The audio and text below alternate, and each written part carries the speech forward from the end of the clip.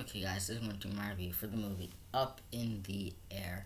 I really liked this movie. I think it was very funny at times, charming at times, and it was just a good story about, I think the different ways you can live life. I feel like at kind of the heart of it, where it's like you see one guy who, maybe who always, wants to live his life of different variations and wants to live literally up in the air and keep on moving. Where there's other people who want to get married and settle down and start a family, and there's other people who want to live like a double life. And I think it's an interesting movie because it's not just about.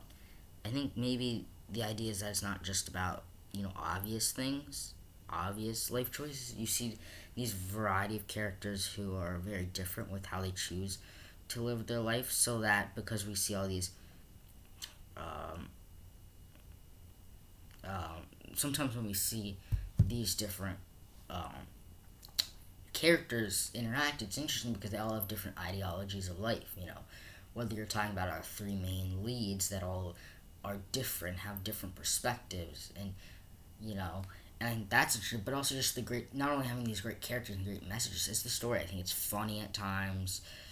The idea of like these people who just for the jobs are to fire people. It's an interesting job and an interesting career choice. And just seeing them travel from city to city, and all the characters they meet along the way, the lessons they meet along the way, the bonding they meet, and what's interesting is it like has a happy ending, but it doesn't at the same time because like you think these two characters are gonna end up together, and then there's this twist toward the end that even got me still like, oh my god.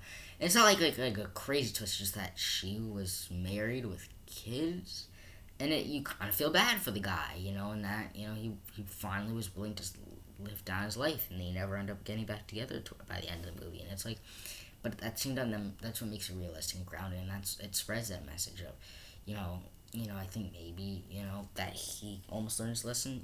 Maybe it's too late, but also that life is filled with wonders that he can get, that he'll learn up in the air.